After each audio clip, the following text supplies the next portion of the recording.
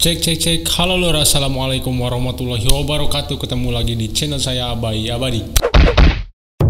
Oke, jadi kali ini ya saya mau ngelanjutin video saya yang sebelumnya yang membahas tentang bagaimana pahit manisnya pelatda dan pelatnas IM Jepang ya. Jadi untuk di video sebelumnya kan saya kehilangan foto-foto, data-data foto saya ya waktu saya pelatda maupun pelatnas, dan sekarang filenya sudah ketemu lur, dan sekarang saya mau sharing aja ke kalian gitu. Syukur-syukur bisa memotivasi kalian atau paling tidak memberi gambaran kepada kalian gitu, tahu bahwasannya pelatda itu ya seperti ini, pelatnas juga seperti ini gitu loh. Mudah-mudahan bisa memberi motivasi ke kalian yang khususnya yang mau magang ke Jepang ataupun kalian yang baru niat mau pergi ke Jepang. Oke lur, tanpa banyak basa-basi kita langsung aja lihat foto-fotonya. Oke lur, intro dulu.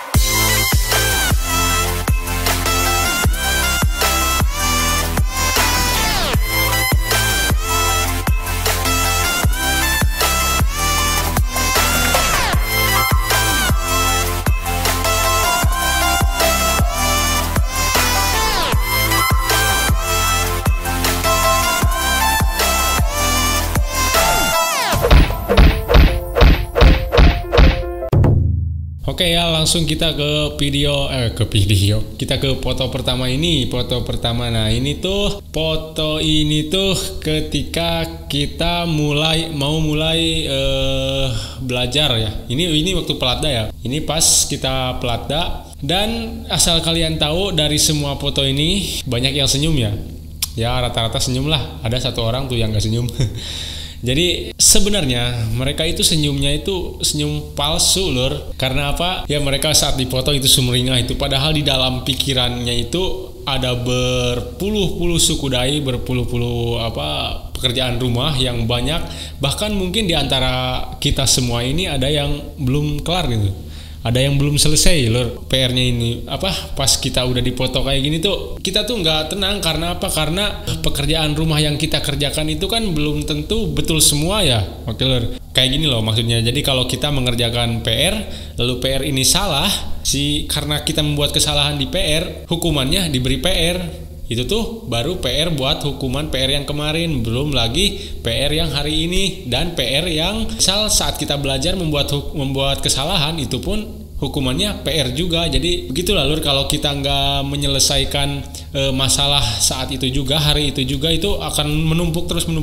Jadi filosofinya mungkin cara metode belajar ini tuh, jadi ketika kita mendapatkan masalah lebih baik kita dibereskan hari itu juga, saat itu juga gitu loh. Jangan sampai masalah itu menumpuk dinantikan nanti yang akhirnya menumpuk tambah banyak yang membuat kita stres. Nah kebanyakan yang sampai kabur, yang sampai stres itu karena kayak gitu lur, dia terlalu menunda-nunda masalah, nggak menyelesaikan saat itu juga. Karena nanti di Jepang juga seperti itu gitu lur. Jadi kita dididik untuk mandiri di sini juga, dari Indonesia. Jadi saat nanti kita di Jepang ada masalah, diusahakan untuk dibereskan sendiri di saat itu juga. Jangan sampai masalah itu menumpuk. Apalagi ntar kita di negara orang dan kita hidup sendiri gitu kan lur. Kayak foto selanjutnya. Ini juga saat kita masih belajar. Sebelum belajar ini tuh jam 6:30 lur. Kita nggak boleh telat. Ini juga.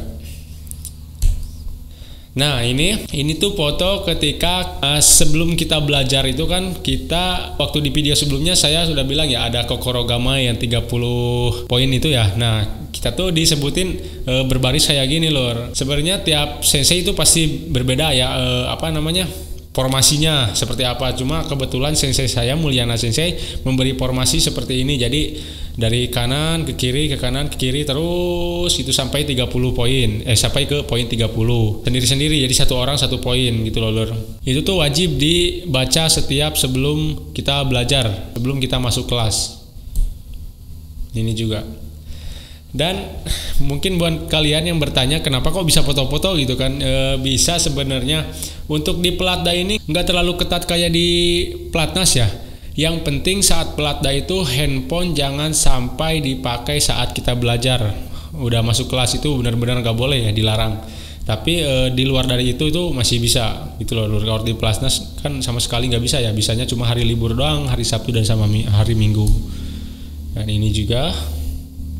Ini tuh sebenarnya hari tegang. Tiap pagi itu, apalagi saat pertama kali kan saya kan, kalau kalian tahu bahwasanya saya kan mandiri kan. Saya yang ke Korogamai ini aja belum terlalu tahu banyak gitu. Lanjut. Nah, pas kita masuk kelas, ya nanti saat kita di kelas itu diberi tugas masing-masing oleh sensei lor. Diberi tugas masing-masing, ada yang bertugas mengumpulkan buku PR. Itu tuh kalau yang berdiri nih, itu tuh bisa disebut asisten sensei ya. Jadi sisa sensei, jadi perwakilan sensei. Nah, nanti dia yang laporan ke sensei. Jadi kita itu di sini ada yang ngumpulin PR, ada yang ngumpulin buku lain, ada yang ngumpulin peralatan belajar gitu loh lor. Semuanya ada tugas masing-masing dan itu tuh bergiliran setiap harinya. Jadi tidak hanya orang itu saja. Gitu loh lor. Lanjut. Nah, ini tuh kalau nggak salah dulu saya ambil fotonya tuh ini pas istirahat 10 menit setelah 2 jam belajar lor. Itu udah pasti setiap 2 jam kita istirahat 10 menit. Kenapa diajarkan seperti ini? Karena kebanyakan ya di perusahaan-perusahaan Jepang itu setiap 2 jam bekerja itu ada istirahatnya 10 menit lor. Jadi kita diajarkan dari sini gitu. Dan ini pun masih proses belajar. Dan buat kalian yang nggak tahu saya ada di mana, coba kalian tebak. Itu loh lur, tuh saya ada di sudut kiri ya, paling belakang. Bisa kalian lihat mana orang yang mempunyai masalah, mana orang yang masalahnya sudah kelar, dan mana orang yang sedang benar-benar pusing lur. Nah, ini pas kita saat belajar malam lur, sesaat sebelum kita belajar malam. Jadi kita belajar malam seperti yang saya jelaskan di video saya sebelumnya. Pas setelah jam 5 kita pulang. Nah, nanti setelah maghrib 6:30 kita tuh kembali lagi ke kelas untuk belajar mandiri lur. Belajar mandiri, kita belajar tapi tidak didampingi sensei. Tapi terkadang sensei pun datang gitu untuk mengawasi kita. Tapi kita belajar secara sendiri-sendiri. Seperti itu loh lur. Kita ngerjainnya bareng-bareng. Oke. Jadi itu saat belajar mandiri juga itu tuh formal lur, nggak boleh asal-asalan pakai baju. Jadi kita wajib pakai baju kaos yang berkerah itu namanya. Yang penting kaos kita berkerah gitu. Yang kebetulan kita waktu itu udah bikin seragam dan kita harus pakai berkerah. Dan ke bawahnya itu kalau nggak celana hitam harus celana training. Itu wajib lur, nggak boleh bebas, nggak boleh celana pendek. Pokoknya semuanya itu kita diatur oleh ribuan aturan lur. Nggak nyampe ribuan sih, banyak lah pokoknya. Nah, ini tuh waktu itu pas saya lupa lagi. Kalau nggak salah ini tuh pas kita mau tes fisik di Platda juga. Kita kan ada tes fisik lagi, tes fisik untuk persyaratan ke Pelatnas. Itu ada tes fisik lagi lur, jangan salah. Kita mukanya udah agak-agak muka sumringah karena waktu itu Platda udah mau kelar gitu loh lur. Udah mau ke Pelatnas gitu. Ya 20% lah udah terlewati. Nah, bisa kalian lihat di sini Nafuda itu ini ya papan nama ada yang merah, ada yang biru. Nah, untuk di metode belajar di M Jepang ini, Nafuda tuh kan ada 2 warna ya, warna biru dan warna merah. Untuk yang warna biru itu Nafuda umum, jadi menandakan bahwasanya dia tidak ada masalah apa-apa lur. Untuk Nafuda merah itu berarti dia punya masalah tingkat 1. Nah, untuk mereka yang mempunyai masalah yang sangat berat gitu, itu tuh Nafudanya kosong, Nafudanya nggak ada lur. Dan itu tuh kita harus menyelesaikan masalah tersebut itu dengan sensei secara langsung. Pada umumnya sih semuanya yang Nafudanya nggak biru itu berarti dia mempunyai masalah dengan sensei gitu lur. Bagaimanapun caranya kita harus menyelesaikan sendiri masalah tersebut gitu.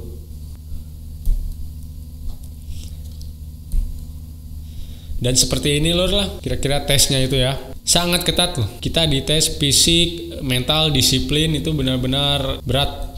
Nah, ini tuh foto pas kita perpisahan Platda lur. Kita udah kelar Platda waktu itu, alhamdulillah kita sempatkan untuk foto bersama. Nah, ini ialah foto pas saya udah di Pelatnas lur. udah di pelatnas ya 2 bulan kemudian. Waktu itu kebetulan saya harus menunggu dulu 2 bulan. Dan untuk di pelatnas ini kan pusat. Jadi kalau pusat itu berarti gabungan dari beberapa daerah gitu loh. Beberapa daerah digabung menjadi satu di pelatnas. Dan dulu itu saya pelatnasnya di Sepes Bekasi. Dan inilah kamar asrama saya waktu itu. Jadi satu kamar itu ada 1, 2, 3, 4, 5, 6, 7, 8, 9, 10, 2, 11. Ada 12 kasur, bayangkan. Diusahakan kamar tersebut harus selalu dalam keadaan bersih, walaupun sebenarnya kamarnya itu kotor, dan sebersih apapun kita bersih-bersih nggak akan bersih-bersih. Kucing gua mimpi kayaknya. Itu loh foto selanjutnya. Oh iya, jadi pas malam Senin kita ada upacara dengan memakai seragam resmi kayak gini lor, pakai dasi. Dan kebetulan saya waktu itu karena sudah taikisa, yang seperti yang saya jelaskan sebelumnya, taikisa itu jadi kita menunggu ya menjadi dai senpai. Jadi kita makanya tanjanya itu dikasih dasi bebas ya lor. Untuk dai senpai itu bebas. Untuk bulan kedua dasinya abu-abu, untuk bulan pertama itu dasinya hitam. Gitu loh. Lanjut. Nah, ini tuh pas kita sedang latihan sokokai. Sokokai itu jadi sokokai itu upacara penutupan keberangkatan ya, upacara perpisahan. Dan waktu itu saya ini sedang kebetulan saya waktu itu membimbing mereka. Dan kebetulan saya waktu itu sudah menjadi taikisa. Saya membimbing mereka, dan hari itu saya sangat sedih loh. Karena apa? Karena saya membimbing mereka untuk melakukan upacara penutupan, sedangkan saya sendiri yang membimbingnya tidak berangkat. Dan itu sih yang membuat saya sedih waktu itu gitu loh. Tapi saya tetap menikmatinya, alhamdulillah. Nah, waktu itu saya ini sedang melatih sokokai angkatan 267 ya lur, ini dulu. Jadi saya kebetulan menjadi pembimbingnya. Alhamdulillah acaranya lancar, dan waktu itu saya menjadi pembimbing dan sekaligus menjadi yang main musiknya, main alat musik drum. Saya waktu itu setelah acara selesai waktu itu, mereka yang saya bimbing semuanya berangkat lur, naik bis ke Jepang, dan saya oleh sensei langsung disuruh kembali ke kelas dan mulai belajar seperti biasa. Emang saya sadar bukan cuma saya gitu yang merasakan seperti itu, bahkan yang lebih lama dari saya juga banyak gitu loh lur. Jadi emang seperti itulah sedihnya, tapi di balik kesedihan itu ya banyak hikmahnya juga gitu loh lur. Salah satunya kita jadi lebih matang bahasanya, lebih kuat mentalnya gitu loh, salah satunya. Oke, lanjut. Ini foto saya sama dai senpai, yang pasti berarti dia lebih lama dari saya lur. Dia menjadi taikisa lebih lama dari saya. Tapi saya dengar sekarang dia buka LPK lur, buat memberangkatkan siswa-siswa ke Jepang, Kengsusei ke Jepang. Nama LPK-nya saya kurang tahu, tapi dia di daerah Sumatera ya. Selanjutnya ini tuh pas ini tuh adalah foto waktu hari Minggu. Jadi di hari Minggu apa hari Sabtu ya, saya lupa lagi.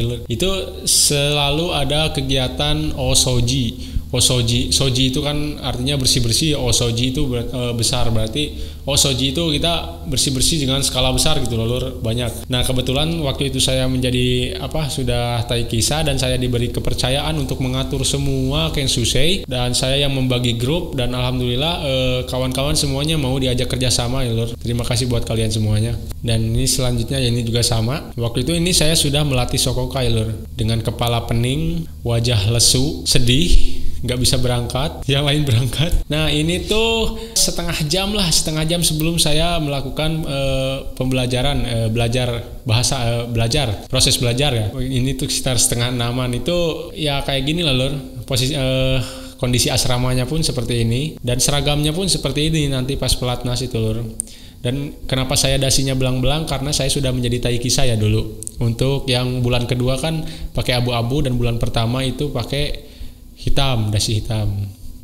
Ini juga pas kita sudah pelatihan sudah latihan sokokai. Ini sokokai angkatan saya ya 269. Dan inilah kondisi kamar kita, asrama kita. Dan alhamdulillah waktu saya menjadi taikisa, saya pindah kamar ke yang lebih bagus, karena sudah turun temurun gitu loh. Kalau di Sepes itu setiap anak-anak taikisa itu diberi kamar yang bagus gitu loh lur. Itu ada AC-nya, meskipun AC-nya AC rusak sebenarnya itu. Ini juga setelah kita latihan sokokai angkatan kita. Ini setelah kita osoji. Dan ini waktu itu adalah tim saya yang menjadi pengatur, menjadi pembimbing anak-anak Kensusei semuanya. Waktu itu ratusan Kensusei kita bimbing oleh 4 orang ya, dan alhamdulillah mereka juga bisa bekerja sama. Terima kasih buat semuanya. Bagaimana kabar kalian, Lur? Wah, udah pada jadi bos sekarang ya. Nah, ini pas saya angkatan saya, itu saya pegang bass ya, Lur. Ini pas angkatan saya, Sokokai angkatan saya 269. Saya nggak pegang drum lagi, saya pegang bass. Nah, ini tuh pas saya mau berangkat, Lur. Itu foto ibu saya, adik saya, Bibi. Ini juga. Ini sesaat sebelum saya berangkat. Pas kita berangkat kan pakai baju batiknya. Ini tuh sesaat sebelum kita ganti baju, Lur. Setelah kita selesai upacara ini, upacara Sokokai penutupan. Itu bapak saya, adik saya, dan ibu saya. Dan seperti itulah kira-kira, Lur. Mudah-mudahan bisa memberi gambaran kepada kalian semuanya, dan syukur-syukur memberi motivasi ke kalian semuanya. Tetap semangat, jangan menyerah seberat apapun masalah kalian saat mengikuti pelatnas atau pelatda atau pelatnas ini. Itu semua nggak bakal sia-sia, Lur. Karena sesuatu yang besar itu nggak mudah didapatkan dengan hanya menjentikan jari kayak Thanos, Lur. Apa-apa yang berat, apapun yang diraih secara berat, itu hasilnya akan sangat memuaskan, Lur. Oke, mudah-mudahan bisa bermanfaat video ini buat kalian dan bisa memotivasi kalian. Oke, semoga bermanfaat. Assalamualaikum warahmatullahi wabarakatuh.